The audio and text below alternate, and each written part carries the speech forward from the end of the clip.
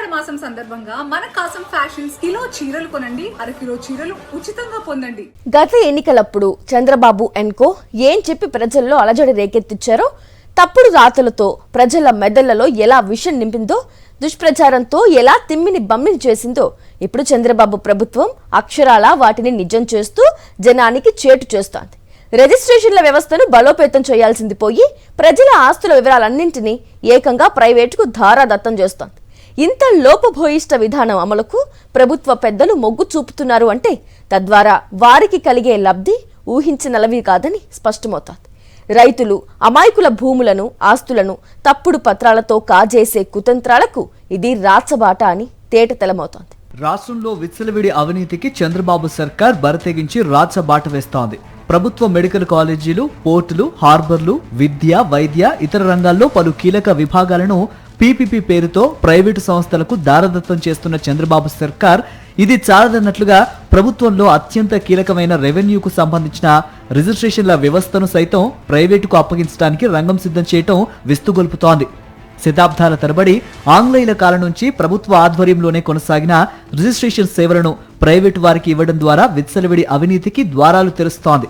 రిజిస్ట్రేషన్ల వ్యవస్థ ప్రభుత్వ పరిధిలో ఉంటేనే ప్రజల ఆస్తులకు కొంత మేరకైనా భద్రత ఉంటుంది. ఏదైనా తప్పు జరిగితే సమాధానం చెప్పాల్సిన బాధ్యత ఉంటుంది.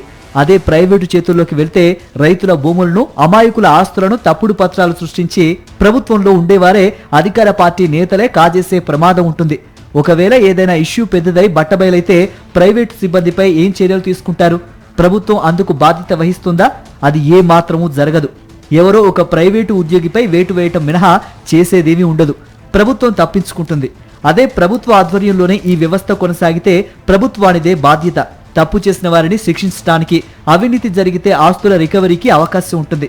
ఇవన్నీ తెలిసి కూడా చంద్రబాబు సర్కార్ రిజిస్ట్రేషన్ల వ్యవస్థను ప్రైవేటుకు అప్పగించడానికి రంగం సిద్ధం చేస్తుందంటే ఇంతకంటే దుర్మార్గం ఎక్కడా ఉండదని ఆ రంగానికి చెందిన నిపుణులు ఆందోళన చెందుతున్నారు. రైతుల భూములను ఇష్టారాజ్యంగా ఆక్రమించే కుట్రలు, కుతంత్రాలకు ఇక హద్దులుండవని ఆవేదన వ్యక్తం చేస్తున్నారు. ప్రభుత్వ భూములను ఇష్టానుసారం కార్పొరేట్, ప్రైవేటు కంపెనీలకు కట్టబెడుతున్న చంద్రబాబు సర్కార్ ఇప్పుడు ఏకంగా ప్రజల ఆస్తులను కూడా ప్రైవేటు వాళ్ళ చేతుల్లో పెట్టేందుకు బరితెగించింది. రిజిస్ట్రేషన్ సేవా కేంద్రాల ముసుగులో రాష్ట్ర ప్రజల ఆస్తుల వ్యవస్థను మొత్తంగా ప్రైవేటు సంస్థల గుప్పిట్లో పెట్టేందుకు ఏర్పాట్లు చేస్తున్నారు. ఏటా 12,000 కోట్ల రూపాయల ఆదాయం తెచ్చిపెడుతున్న రిజిస్ట్రేషన్ల శాఖను ప్రైవేటు సంస్థల చేతుల్లో పెట్టేందుకు సన్నాహాలు చేస్తున్నారు. వైఎస్ జగన్ హయాంలో ప్రజల ఆస్తులకు శాశ్వత రక్షణ కల్పించే ల్యాండ్ టైటిలింగ్ చట్టంపై నానా దుష్ప్రచారం చేసి రాజకీయంగా లబ్ధి పొంది ఇప్పుడు తీరా ఇదే చంద్రబాబు సర్కార్ ప్రజల ఆస్తులను ప్రైవేటు కంపెనీల చేతుల్లో పెడుతూ ఉండటం విశేషం. తొలి దశలో 26 జిల్లా కేంద్రాల్లో రిజిస్ట్రేషన్ సేవా కేంద్రాలను ఏర్పాటు చేయాలని ప్రభుత్వం ఇప్పటికే నిర్ణయించింది. ఈ కేంద్రాలను ప్రైవేటు సంస్థలకు అప్పగించనున్నారు. ఇందుకోసం త్వరలోనే టెండర్లు పిలవనున్నారు. ఇక రెండో దశలో రాష్ట్రంలోని 294 సబ్ రిజిస్ట్రార్ కార్యాలయాలను కూడా ఇదే తరహాలో ప్రైవేటు వారికి అప్పగించాలనేది చంద్రబాబు యోచన. అంటే రిజిస్ట్రేషన్ల వ్యవస్థ మొత్తాన్ని ప్రైవేటు పరం చేయటమే. వీటిని రిజిస్ట్రేషన్ సేవా కేంద్రాలు అని పిలిచిన సబ్ రిజిస్ట్రార్ కార్యాలయాలుగానే నోటిఫై చేయనున్నారు. ప్రస్తుతం డాక్యుమెంట్లు తయారు చేయటం, డేటా ఎంట్రీ, మార్కెట్ వాల్యూ చూడటం, నిషేధిత జాబితాలలోని ఆస్తుల వెరిఫికేషన్, లింక్ డాక్యుమెంట్లు చెక్ చేయటం, స్టాంపు డ్యూటీ కట్టించుకోవటం, ఈసీ వెరిఫికేషన్ వంటి పనులన్నీ సబ్ రిజిస్ట్రార్ కార్యాలయాల్లోనే జరుగుతున్నాయి. ఇప్పుడు ఆ పనులన్నింటినీ ప్రైవేటు వారికి అప్పగించనున్నారు. అసలు రిజిస్ట్రేషన్ కార్యాలయాలను ఇలా ప్రైవేటుకు ఇచ్చేస్తే ఇప్పుడున్న ప్రభుత్వ ఉద్యోగులంతా ఏం కావాలి? ఇలాంటి విషయాలను ప్రభుత్వం ఏ మాత్రమూ పట్టించుకోకుండా తన కమిషన్ల కోసం బరితెగించి ముందుకే వెళ్తుంది.